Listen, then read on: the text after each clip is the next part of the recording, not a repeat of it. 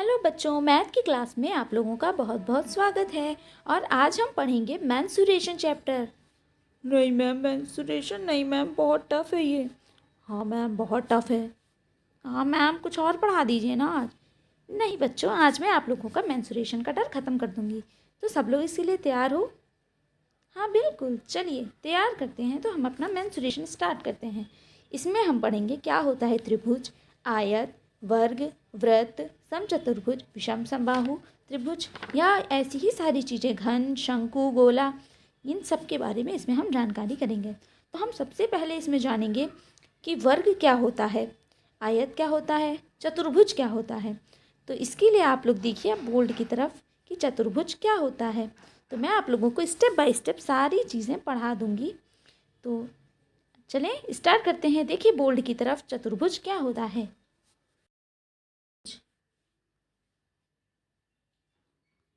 चतुर्भुज यानी कि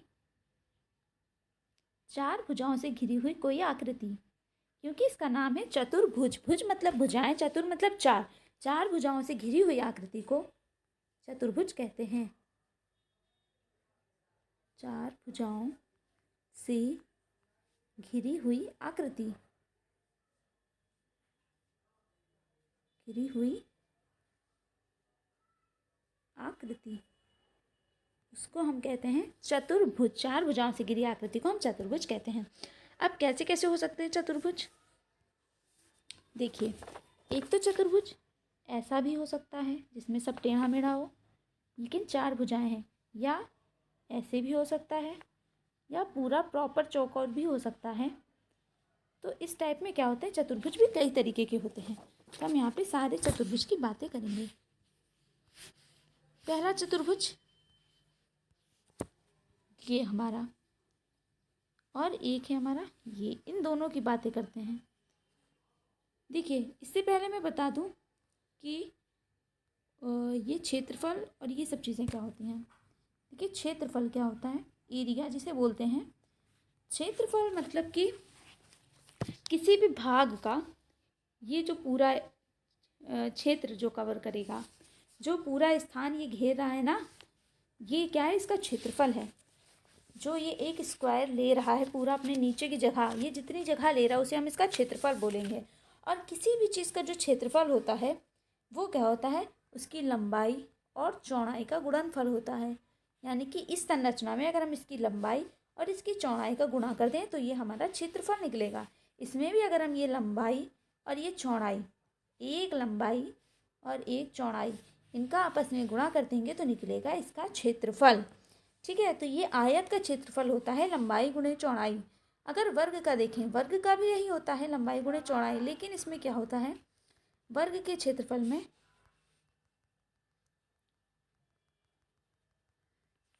जो वर्ग का क्षेत्रफल होगा ना, जो ये हमारे स्क्वायर, उसमें भी हमारा लंबाई गुणे चौड़ाई होगा। लेकिन वर्ग क्या होता है, जिसकी चारों भुजाएं बराबर होती हैं वो वर्ग होता है। जिसकी चारों भुजाएं बराबर हैं वो वर्ग होगा। यानी अगर ये वाली भुजा ए है तो ये भी ए होगी, नीचे वाली भी ए होगी और ये वाली भी ए होगी। तो अगर हम लंबाई गुणे चौड़ाई लिखेंगे तो इसकी चौड़ाई भी वही है जो लंबाई है। यानी लंबाई गुणे लंबाई भी लिख सकते हैं इसको, या इसको चौड़ाई गुणे चौड़ाई भी लिख सकते हैं। यानी लंबाई भी ए है और चौड़ाई भी ए है। तो ए इंटू ए करेंगे तो क्या होगा, ए स्क्वायर, यानी कि किसी भी भुजा का स्क्वायर। तो इसकी भुजा का स्क्वायर होता है वर्ग का क्षेत्रफल। वर्ग यानी कि जिसकी चारों भुजाएं बराबर होंगी वो वर्ग कहलाता है। वर्ग जिसकी चारों भुजाएं बराबर हैं। और आयत, ये तो हमारा वर्ग था, ये है आयत। आयत में क्या होता है, आयत में लंबाई, आमने सामने की लंबाई बराबर होती है, आमने सामने की भुजाओं की लंबाई बराबर होती है, और आमने सामने की चौड़ाई बराबर होती है। यानी ये बराबर होगा इसके और ये बराबर होगा इसके। जबकि वर्ग में क्या होता है, ये सारी बराबर होती हैं। तो ये आयत और वर्ग में अंतर होता है। तो वर्ग का क्षेत्रफल हमने पढ़ा, भुजा का स्क्वायर, लंबाई गुणे चौड़ाई करने से, क्योंकि सारी भुजाएं बराबर हैं। और आयत की बात करें, अगर इसकी लंबाई ए है और चौड़ाई है बी, तो इसका होता है लंबाई गुणे चौड़ाई। जैसे कि सारे क्षेत्रफल का सूत्र होता है, तो लंबाई गुणे चौड़ाई यानी ए इंटू बी हो जाएगा। ठीक है, लंबाई गुणे चौड़ाई। अब बात करते हैं इसके परिमाप की यानी पैरामीटर की। तो परिमाप क्या होता है? परिमाप क्या होता है? तो परिमाप होता है किसी की चारों तरफ की जो भुजाएं होती है ना, उनका जो होता है वो योग होता है। उनका योग होता है उसका परिमाप यानी पैरामीटर। यानी जो लंबाई इसकी होगी और जो इसकी होगी और जो इसकी होगी और जो इसकी होगी, इन चारों को अगर हम जोड़ दें तो इसका परिमाप निकलेगा। परिमाप, परिमाप। अब अगर बात करें स्क्वायर का यानी वर्ग का, तो क्या हो जाएगा? ए plus A plus A plus ए, यानी कितनी बार ए आएगा? 4 बार ए आएगा। यानी इसको क्या लिख देंगे? 4a, यानी कि 4 गुणे भुजा। इसको लिख सकते हैं हम 4 गुणे भुजा। तो ये किसका हो गया परिमाप? ये 4 गुणे भुजा होता है वर्ग का परिमाप, जिसकी चारों भुजाएं बराबर होती हैं।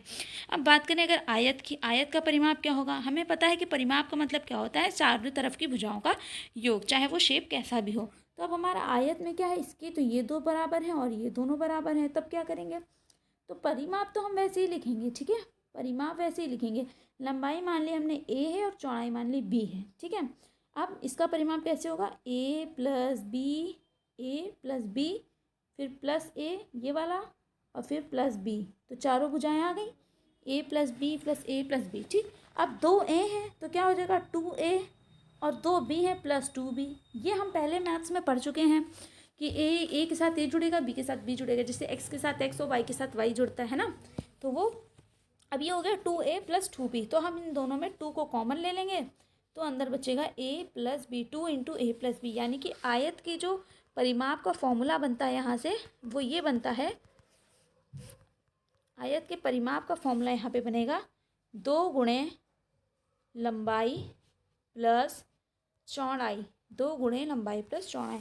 यहाँ से इसका आयत का सूत्र निकल आएगा। तो ये हमने आयत का परिमाप देख लिया, वर्ग का परिमाप देख लिया, आयत का क्षेत्रफल देख लिया और वर्ग का क्षेत्रफल देख लिया। इसमें किसी भी प्रकार का डाउट नहीं होगा। अब देखते हैं हम आगे इनके विकर्ण के बारे में। विकर्ण क्या होता है? विकर्ण क्या होता है? विकर्ण की भी जानकारी कर लेते हैं। आयत और वर्ग का विकर्ण, ये देखिए एक रेखा हम यहाँ से बनाएंगे। ये जो इस पॉइंट से यहाँ टेढ़ी हो गई, सीधी रेखा बनानी है हमें, ठीक है? इस पॉइंट से लेकर के इस पॉइंट तक आएगी और इस पॉइंट से लेकर के इस पॉइंट तक आएगी। मेरा कुछ मिला नहीं है सही से, ऐसे। तो ये जो तिरछी है ना, जो इस पॉइंट को इस पॉइंट से मिला रही है, इस पॉइंट को इस पॉइंट से मिला रही है, तो ये क्या होते हैं? ये रेखाएं विकर्ण कहलाती हैं। जो एक दूसरे को काट रही हैं, दोनों दोनों कोनों को मिला के, ये इसकी विकर्ण कहलाती है। तो जो कोई वर्ग होता है, वर्ग का विकर्ण क्या होता है? तो वर्ग के विकर्ण का सूत्र, वर्ग का विकर्ण, वर्ग का विकर्ण बराबर होता है a√2, a√2।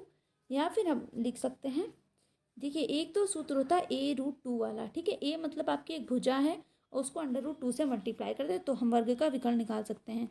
दूसरा सूत्र होता है वर्ग का विकर्ण निकालने का √2 इंटू वर्ग का क्षेत्रफल।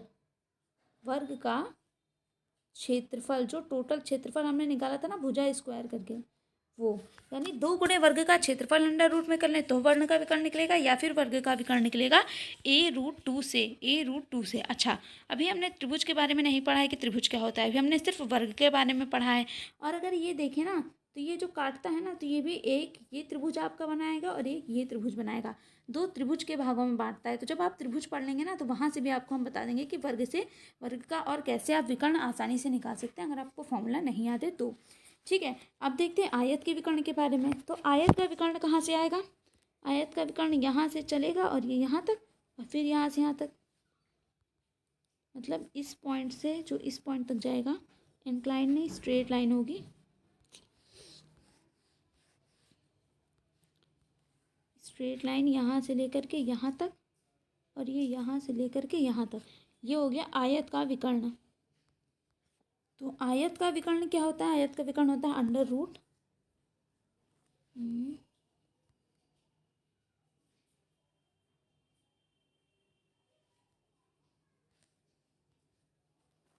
अंडर रूट लंबाई स्क्वायर प्लस चौड़ाई स्क्वायर, अंडर रूट लंबाई स्क्वायर प्लस चौड़ाई स्क्वायर, चौड़ाई का स्क्वायर, अंडर रूट लंबाई स्क्वायर प्लस चौड़ाई का स्क्वायर, ये होता है आयत का विकर्ण, आयत का विकर्ण, ये होता है आयत का विकर्ण लंबाई अंडर रूट लंबाई स्क्वायर प्लस चौड़ाई का स्क्वायर। तो ये हो गई सारी आयत और वर्ग की बातें। अब इसमें चतुर्भुज और तरीके के भी होते हैं, समांतर चतुर्भुज, समचतुर्भुज और समलंब चतुर्भुज, ये 3 प्रकार के और अतिरिक्त चतुर्भुज हैं। अब इनकी बात कर लेते हैं। तो बात करते हैं समांतर चतुर्भुज की। समांतर चतुर्भुज क्या होता है? समांतर चतुर्भुज जो समान अंतर पे ही निर्भर हो, ठीक है, यानी कि ये होता आयत टाइप में है, बस ये आयत से तरह पूरा सीधा ना होकर के ये थोड़ा टेढ़ा जाएगा, मतलब ये इधर को ऐसे कुछ आएगी लाइन, ये ऐसे आपका, ये इधर आपका, फिर इस पॉइंट को मिला दिया इस पॉइंट से, और इसको मिला दो इधर पॉइंट से, कुछ ऐसा जो होता है ना, ये ये और ये आपका क्या है? ये आपका एक समांतर चतुर्भुज है, समांतर चतुर्भुज। अब इस समांतर चतुर्भुज के बारे में देखें तो समांतर चतुर्भुज में ये जो एक ऊंचाई होगी ना, ये आपकी एक h ऊंचाई होगी इसमें, ठीक है, और ये आपका एक अलग एरिया चला जाएगा। अब हमने इसकी मान ली, जो ये पूरी लंबाई है वो a है, ठीक है, और ये लंबाई भी इसकी a ही होगी, सेम रहती है आयत की तरह। और अगर ये b है ना, तो ये भी b ही होता है, बनाने में थोड़ा गड़बड़ हो गया पर ऐसा ही होता है, ठीक है। तो इसका क्या होता है क्षेत्रफल? देखो हमने पढ़ा है क्षेत्रफल का फॉर्मूला लंबाई गुणे चौड़ाई, ठीक है। अब लेकिन इसमें क्या होता है, इसमें चौड़ाई की जगह हम क्या लेते हैं, चौड़ाई की जगह हम इसमें ऊंचाई लेते हैं। तो समांतर चतुर्भुज का जो क्षेत्रफल होता है वो होता है लंबाई इंटू ऊंचाई, लंबाई इंटू ऊंचाई, ये समांतर चतुर्भुज का क्षेत्रफल होता है। समांतर चतुर्भुज का क्षेत्रफल लंबाई इंटू ऊंचाई। अच्छा, अब समांतर चतुर्भुज का परिमाप क्या होगा? परिमाप हमने पढ़ा है क्या होता है, चारों भुजाओं का जो योग होता है। तो इसकी चारों भुजाएं क्या है? ए है, बी है, ए है, बी है। तो सेम आयत की तरह ही होता है इसका परिमाप भी, 2 इंटू ए प्लस बी, यानी 2 गुणे लंबाई प्लस चौड़ाई।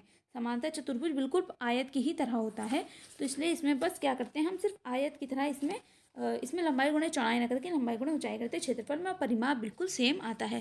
तो ये बात होगी समांतर चतुर्भुज की। अब बात करते हैं समलंब चतुर्भुज की।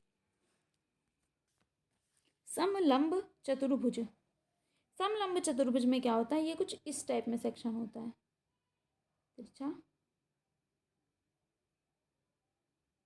ऐसे ऐसे,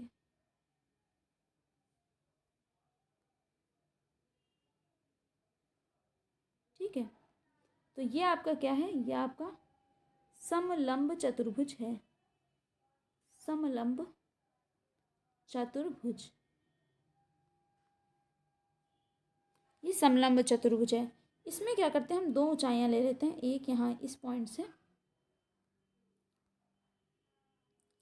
इस पॉइंट से, और एक इस पॉइंट से, मतलब जो इसका जॉइंट पॉइंट होगा ना, यहाँ से जॉइंट वाला, यहाँ से लेंगे लंब, तो ये लंबाइयाँ क्या होंगी, h कहलाएंगी, ये वाली भी और ये वाली भी, ठीक है, दोनों इक्वल होंगी।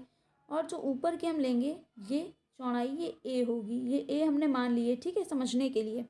उसके बाद में हमने ये जो नीचे की चौड़ाई मानी है वो मानी है b, ये हो गई हमारी b, ठीक है।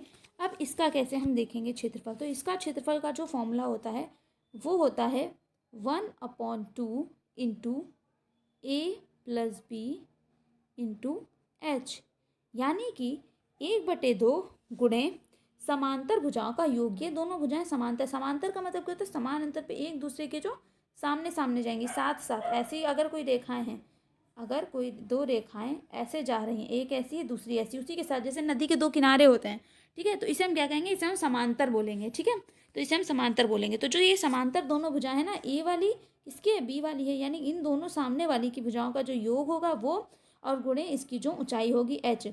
इसको 1/2 के साथ मल्टीप्लाई कर देंगे तो क्या निकलेगा, ये समलंब चतुर्भुज का क्षेत्रफल निकलेगा। यानी समलंब चतुर्भुज का क्षेत्रफल बराबर 1/2 into A plus B into H. ठीक है, अब समलंब चतुर्भुज का ये क्षेत्रफल हो गया, तो समलंब चतुर्भुज का परिमाप क्या होगा।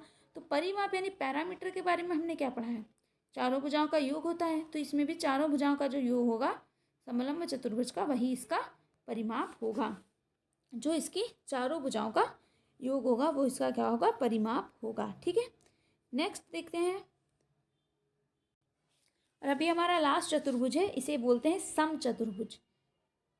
सम चतुर्भुज, सम चतुर्भुज की बात करते हैं। तो ये सम चतुर्भुज क्या होता है, सम चतुर्भुज होता है वर्ग की तरह। ठीक है, हमने वर्ग पढ़ा था ना अभी, बिल्कुल चौकोर, बस वैसे ही होता है ये भी। ये हमने वर्ग बनाया था, ये हमारा वर्ग था। इस वर्ग को अगर थोड़ा सा रोटेट कर दें अगर हम,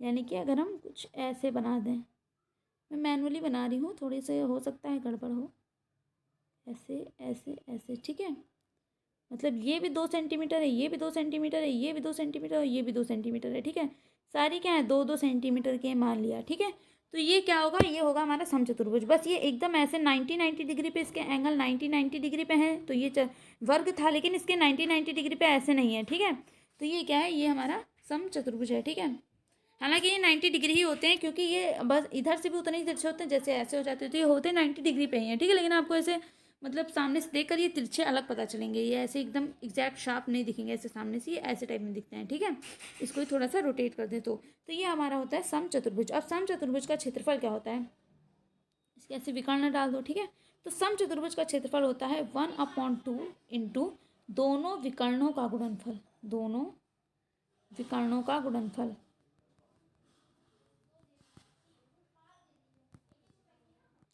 ठीक है, तो ये हमारा समचतुर्भुज है। तो समचतुर्भुज का क्षेत्रफल बराबर होता है 1/2 इंटू दोनों विकर्णों का गुणनफल, दोनों विकर्णों